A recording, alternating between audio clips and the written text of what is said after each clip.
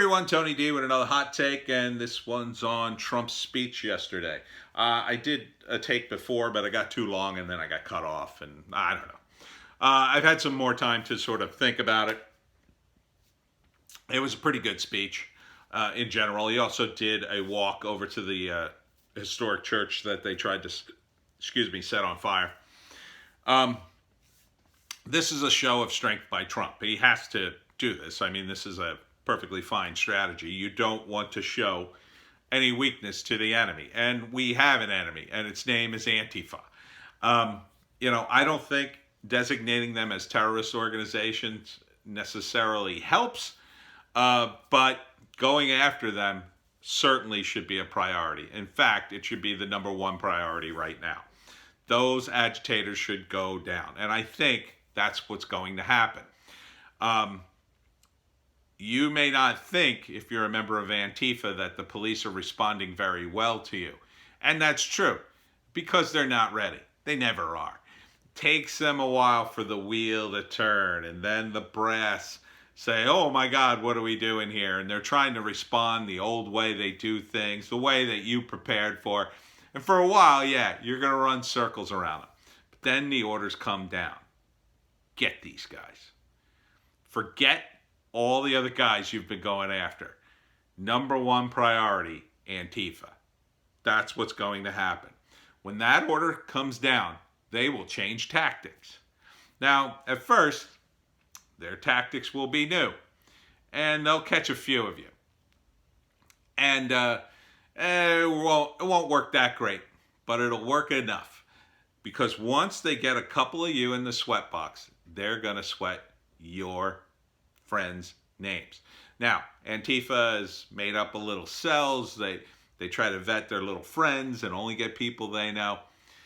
That works when you have hardened terrorists like ISIS or ISIL or Al-Qaeda. Because those guys, you could do a lot of stuff to them before they'll talk. But for college kids whose first instinct is to spray paint a Starbucks, you guys will crack like an egg. And worse, even if you're one of the strong ones and one of the fast ones that keeps getting away, not the other guys in your cell. There's one guy that the cops are going to catch up to. You know him. He's the weak link. He's the weak link in your cell. He's going to give you all up because he's going to be told by the cops that, they're going to cut him loose. Everything will be all right if he just tells the cops the truth, and they'll sweat him. They'll sweat him right into a confession. They'll sweat him right into a jail cell too, because first off, the cops are going to lie to him. And I know you told the Antifa guys that the cops lied to you, but it's one thing to tell someone that. It's another to be experiencing it live with a bunch of intimidating looking cops standing around you. And you don't have your little bandana on or your goggles or your hoodie anymore, and they know exactly who you are. They've got your record. They know everything about you. And pretty soon, the FBI is going to walk in. And they're going to have your Twitter feed and your Facebook feed and all your other little internet feeds, because those guys can get at that like that now. Thanks to all the surveillance state stuff that we libertarians protest against. Not that you did any of that, right? You're too busy, trying to find pallets of bricks at Home Depot to give to people in poor communities that you supposedly want to help. So then they're going to sweat the names out of your cell. From there, they'll go pick up all your friends. Your former friends, because those guys are going to be told that you ratted them out. So even if by some miracle you get out and the cops actually cut your weak friend loose, which is, he's so weak, he's actually going to jail too. You guys are all going to jail. They're going to sweat you, and one of you knows somebody in another cell. And that's how they're going to do it. They're going to work it. They're going to work it until they get everybody. Because you see, the priorities have been switched around. They shook them up like Yahtzee dice, and now the priorities all say Antifa.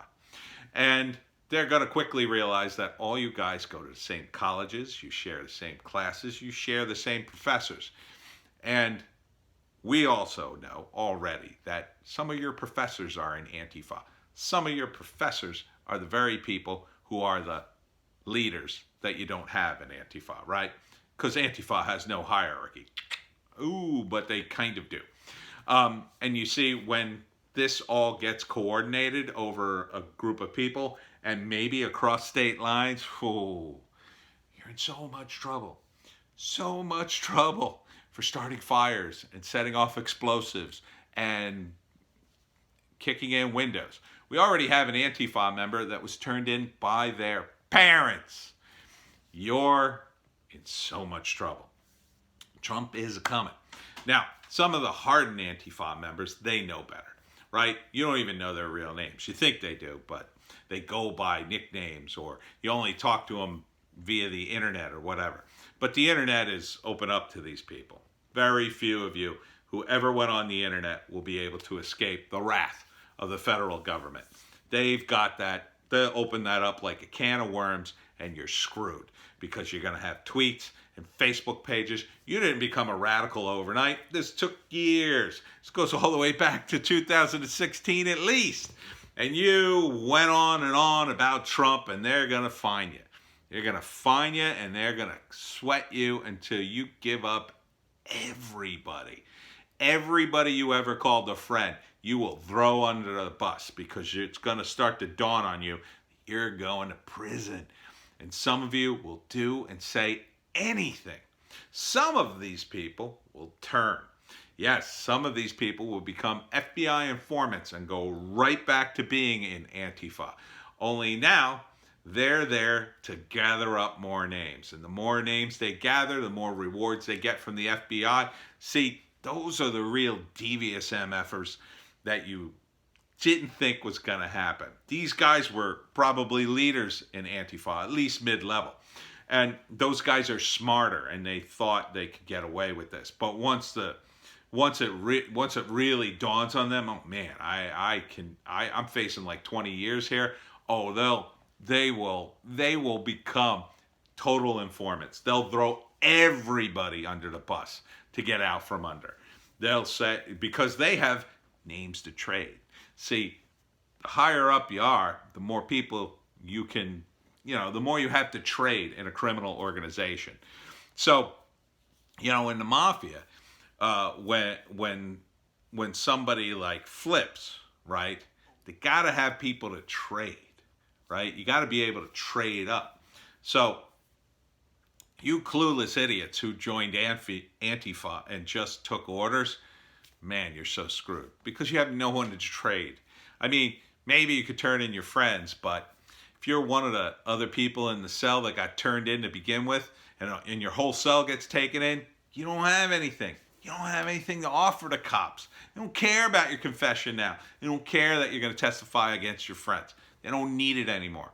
They got the first guy. See, he turned, and now you're screwed.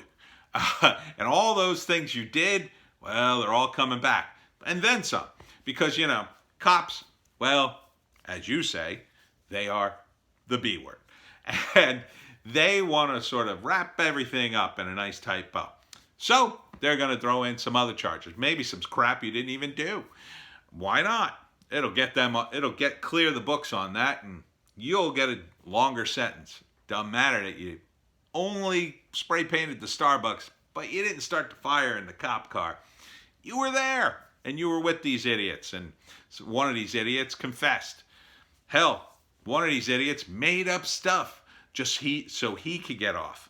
Just so, hey, I had something to trade, right? Well, I didn't really, but I made some stuff up so I could trade your sorry butt to get out of prison.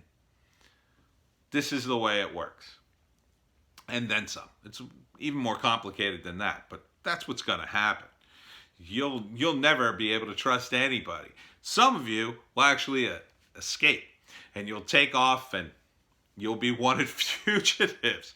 Oh, and you'll be fine for a few months, maybe even for a few years. You'll be like one of those '60s radicals that kind of slipped through the cracks for years and years and years. And then 25 years later, they find you. They find you because, you were part of this cell, and now you really have nothing to trade. Because now it's 25 years later, you started a new life. You wish, you tried to forget your past and Antifa. Oh, but see, the government didn't forget that past. And if somebody died, well, that's never going away. So, Trump is coming. Trump is coming. The troops are coming. And the troops, they're not going to be able to distinguish between peaceful protesters, rando rioters, and Antifa. They're just going to scoop you up or shoot you. That's why I advise all peaceful protesters to please consider delaying your protest.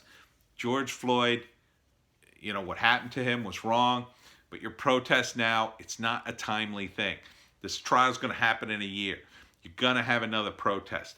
Delay this for a few weeks. Let things settle, and then come back and do a peaceful protest that you have some manner of control of, that you can organize with the cops and make sure none of these Antifa idiots ruin it or start a fire or whatever. This is spiraling out of control. I don't think it will be out of control for long, because I think the National Guard is coming, the troops are coming, and they will quell things. If Trump has to put 4 soldiers in every street corner for a few weeks, he's going to do it, and that's going to suck. And I kind of don't agree with that, but I kind of understand why he's doing it. He will have order. It's what's going to get him reelected. Now, there's plenty of other stuff that was going to get him reelected, but definitely now. It's going to get him reelected. Most people will be relieved. The few people in New Jersey and various places who still have businesses left to save will thank Trump. Doesn't matter if they're Republican, Democrat, Independent, never voted. They will vote for Trump simply because he restored the rule of law. You have awoken a giant. Not just Trump, but the average person in America who didn't give a crap about politics. Well, now they give a crap, because that politics means having your own gun to protect your family and making sure the rule of law is followed so that rando thugs can't run around and burn the place down. This is why we have laws. You didn't want to participate in the process of making these laws effective and good. Instead, you wanted to cry about 2016. Well, now it's 2020, and you've just reelected Donald Trump.